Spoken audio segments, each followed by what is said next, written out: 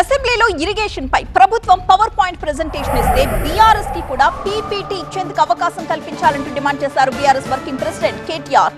కాంగ్రెస్ పాలనలో నీటిపారుదల రంగం కుదేలైపోయింది అన్నారు ఆయన.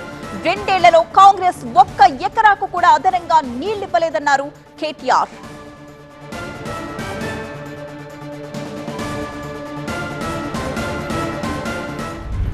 ఇక 2028లో మళ్లీ కేసీఆర్ ని ముఖ్యమంత్రిని చేసుకుందామని పార్టీ క్యాడర్ కి పిలుపునిచ్చారు కేటీఆర్. బీఆర్ఎస్ భవన్ లో పార్టీ న్యూ ఇయర్ క్యాలెండర్ ని ఆవిష్కరించిన ఆయన 2026లో పటిష్టంగా పార్టీ నిర్మాణం చేసుకోవడంతో పాటు పోరాటాలు కూడా కొనసాగించాల్సిన అవసరం ఉంది అన్నారు. కాంగ్రెస్ బీజేపీ కలిసి బీఆర్ఎస్ ని మట్టు పెట్టే కుట్ర పన్నుతున్నాయంటూ ఆరోపించారు.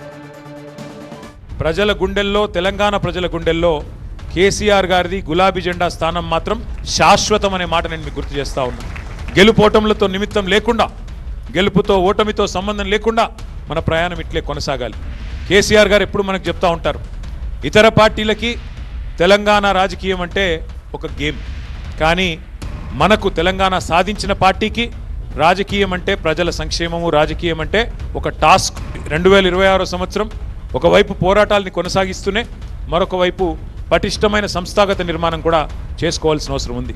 ఈ ప్రయాణంలో నాకైతే సంపూర్ణమైన విశ్వాసం ఉంది, మనం విజయం సాధిస్తాం. ఎందుకంటే ధర్మం మన వైపు ఉంది, న్యాయం మన వైపు ఉంది, నిజాయితీ మన వైపు ఉంది.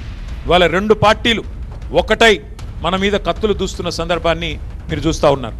కేంద్రము, రాష్ట్రము, ఆ రాష్ట్రంలో కేంద్రంలో ఉండే 2 పార్టీలు ఇవాళ ఒకటై, ఒక జట్టై మనను తుదముట్టించే ప్రయత్నం చేస్తున్న విషయం కూడా మీ అందరికీ అర్థమవుతానే ఉంది.